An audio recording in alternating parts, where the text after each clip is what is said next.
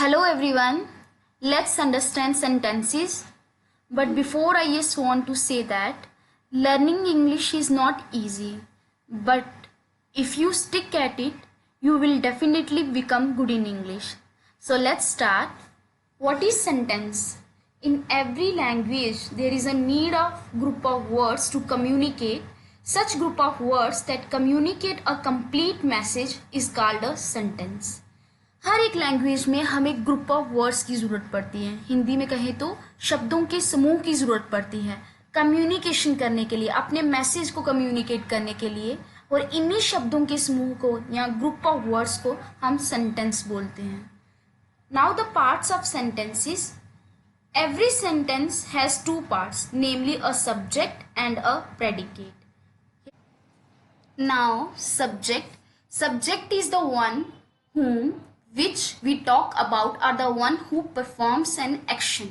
Subject sentence का वो part होता है जिसके बारे में बात की जा रही होती है, जहाँ जो एक्शन परफॉर्म करता है. और सेंटेंस का बचा हुआ पार्ट उसको हम प्रेडिकेट बोलते हैं. प्रेडिकेट जो है हमें सब्जेक्ट की डिटेल्स के बारे में बताता है कि सब्जेक्ट क्या कर रहा है, सब्जेक्ट कहाँ पे है, सब्जेक्ट कैसा है. नाउ द ऑब्जेक्ट जो है वो प्रेडिकेट का ही एक पार्ट होता है. Object is the one which gets affected by the action और the state of the subject. Object वो होता है जिसके ऊपर सब्जेक्ट के एक्शन का इफेक्ट पड़ता है. लाइक सब्जेक्ट जो है वो एक्शन करता है, ऑब्जेक्ट जो है वो एक्शन को रिसीव करता है. सब्जेक्ट इज ऑलवेज नाउन और प्रनाउन और group of words that does the work of noun. यहाँ पर सब्जेक्ट के भी दो पार्ट्स होते हैं, एक नाउन और प्रनाउन. बिकॉज अगर हम किसी सेंटेंस को बोल रहे हैं, लिख रहे हैं या सुन रहे हैं तो उसमें किसी ना किसी के बारे में बताया जा रहा है जो कि उस सेंटेंस का सब्जेक्ट होगा, क्योंकि जिसके बारे में हम बात करते हैं वही उस सेंटेंस का सब्जेक्ट होता है. अब जिसके बारे में बात कर रहे हैं उसका कोई तो कोई नाम होगा, तो नाम एक नाउन है. और हमें ये भी पता है नाउन की जगह हम प्रनाउन का यूज़ करते हैं, तो इसलिए सब्जेक्ट का काम नाउन और प्रनाउन करते हैं. So you can see here an example.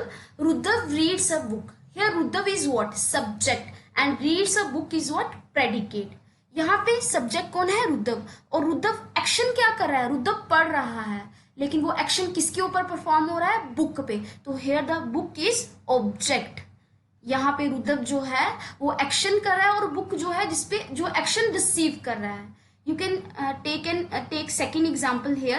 Vaibhav is playing football. Here Vaibhav is subject. Is playing football is predicate. Vaibhav जो है वो एक्शन कर रहा है. Vaibhav क्या एक्शन कर रहा है? प्लेइंग कर रहा है, खेल रहा है, लेकिन वो किस पे हो रहा है? Football. Football here is object. Now the types of sentences, and the first type is assertive or declarative sentences. Second is interrogative sentences. Third is exclamatory sentences and fourth is imperative sentences. Now the first is assertive sentences. Sentences which state a fact, opinion or idea. ऐसे sentences जो simply fact के बारे में बता रहे हैं, opinion दे रहे हैं, idea दे रहे हैं, उसको हम बोलते हैं assertive sentences. Now there are again two parts of assertive sentences, and the first is affirmative sentences. Affirmative sentences are those which simply say or state something. जो simply कोई स्टेटमेंट दे रहे हैं उसको हम बोलते हैं affirmative sentences. Here is the example, I like to eat mangoes. You can take many more examples here, जैसे I am going there, I am watching TV, या I read a book. Now the second is negative sentences. These sentences express a negative meaning. ऐसे sentences जिसमें negative meaning आए उसको हम बोलते हैं negative sentences. Here is the example, I do not like to go school.